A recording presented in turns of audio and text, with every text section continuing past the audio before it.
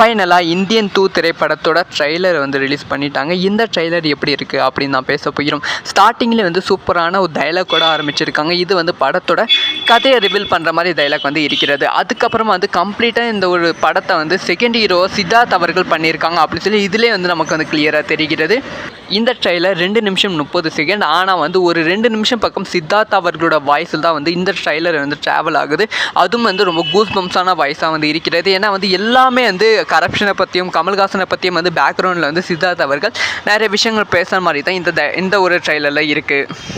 இந்த ட்ரெய்லருக்கான ப்ளஸ்ஸே வந்து கமல்ஹாசனை வந்து ஸ்டார்டிங் ஒரு நிமிஷத்துக்கு வந்து காமிக்கவே மாட்டாங்க. ஸோ இந்த மாதிரி கரப்ஷன் நடக்குது, இந்த மாதிரி வந்து ஒருத்தர் வந்தால் நல்லாயிருக்கும் அப்படி சொல்லி சித்தார்த் அவர்கள் சொல்லுவாங்க. அதுக்கு வந்து கமல்ஹாசன் அவர்கள் சூப்பரான என்ட்ரி வந்து கொடுப்பாங்க. ஒரு ஹண்டிங் டாக் மாதிரி வந்து சூப்பராக என்ட்ரி கொடுப்பாங்க.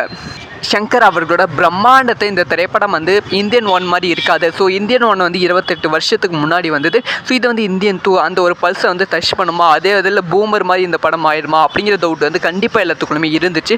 ஆனால் இந்த படத்தில் அந்த மாதிரி எதுவுமே இல்லாமல் புது விஷயங்களை நிறைய வச்சு புது டெக்னாலஜி நிறைய வச்சு சூப்பராக வந்து இந்தியன் 2 வந்து செதுக்கியிருக்காங்க. அதை வந்து இந்தியன் 2 ட்ரெய்லர்லேயே வந்து அழகாக காமிச்சிருக்காங்க.